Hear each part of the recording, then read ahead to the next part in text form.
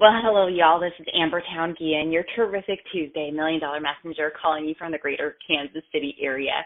And you may have noticed last week that the call was a little short.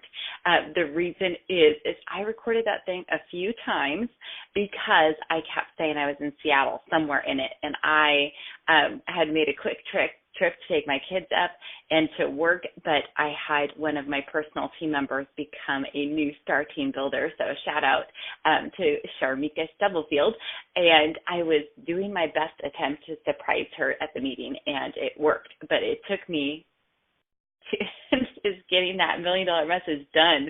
And so back to normal this week. But yes, we are on the last 6 days of this Mary Kay year. And to me, this is the most exciting time. And how do I always know it's exciting? Is when I'm not sleeping. And when you know that you've got a mission, you have a plan, and there is a goal, then sometimes you just don't sleep well. And that is okay. You know what? You will eventually sleep, I promise you.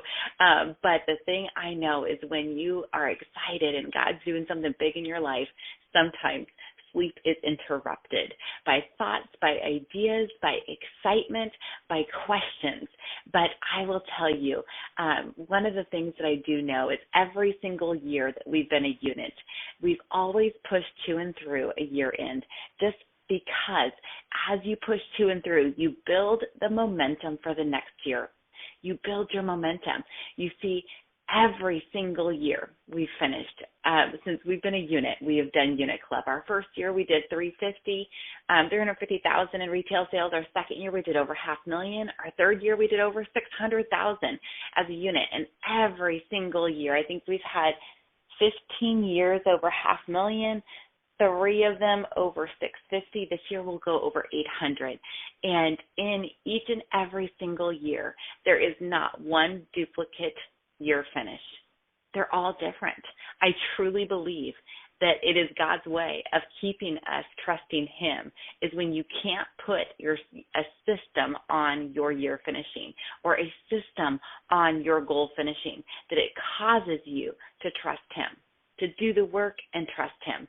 So I want to read you what I wanted to read last week, and I couldn't find it in my book because I was in the wrong book. You have to love that. I was in the study guide of Circle Maker, which is called Draw the Circle, and the actual Circle Maker book, in chapter 14, it's called The Speed of Prayer.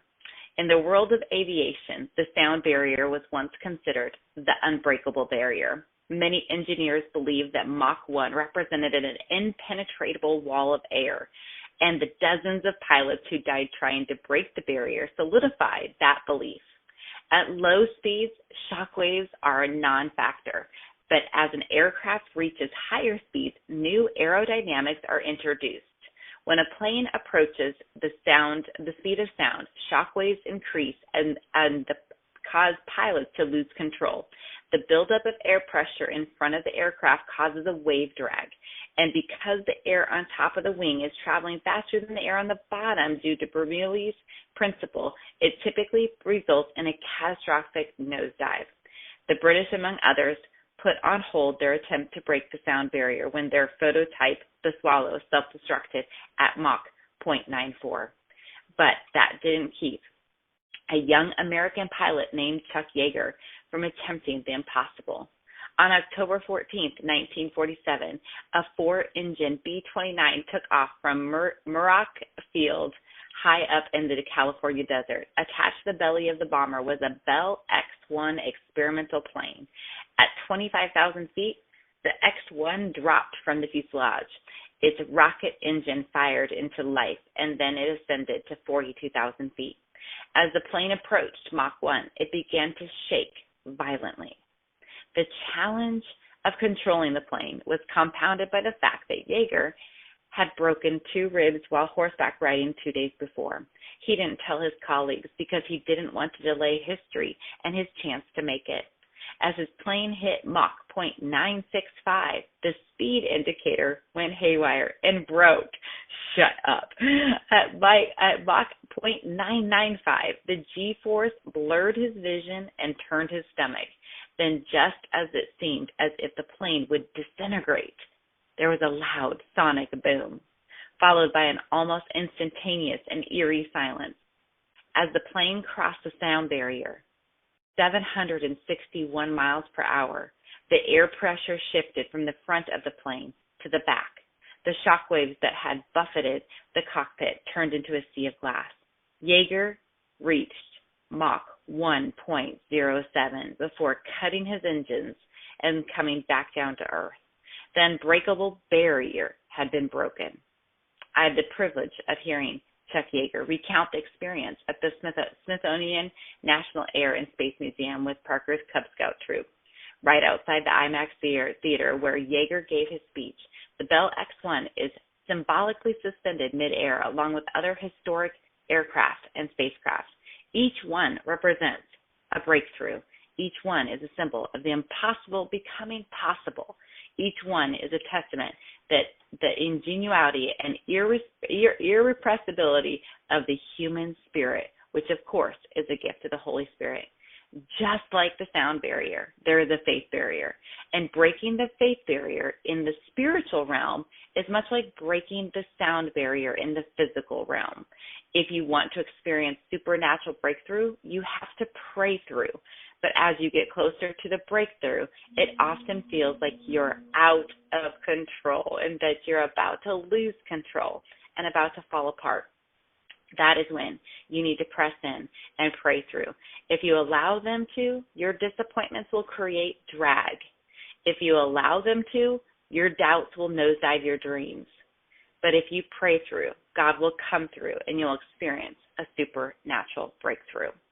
And so I felt it fitting today, as we are 6 days left of this Mary Kay year, that you would be challenged right now. You know, I was telling my unit just the other day on Zoom training that I have a goal poster right in my office, and I showed it. I showed my camera so they could see it on my wall. I said, I've got a goal poster, just like I asked my consultants to do. I have a goal poster on my wall. But let me be very, very, very clear. The enemy has a goal poster, and you're on it. Don't for a second even hesitate thinking that you're not on his goal poster, that he doesn't have a plan to take you out. So this week, as you push to and through your goal, the most important thing to understand is if you have resistance or if you feel heavy drag, then know that it's him. And it is time to pray through, press through, so that you can experience your supernatural breakthrough. Because if you don't push now, then history will repeat itself again, and you will face the same push challenge, this faith push again, until you realize that every single time you're being called to another level, it will be a faith press through, pray through to get to your breakthrough. So either way, hopefully this was a blessing to you today. This is Amber Town Geehan, your terrific Tuesday $1 Million Messenger, signing off on the last day of our Mary Kay year that you'll hear from me. Next year, you will be hearing, it'll be our 2020, getting clear vision on 2020 seminar year for next year. So either way, have an amazing day.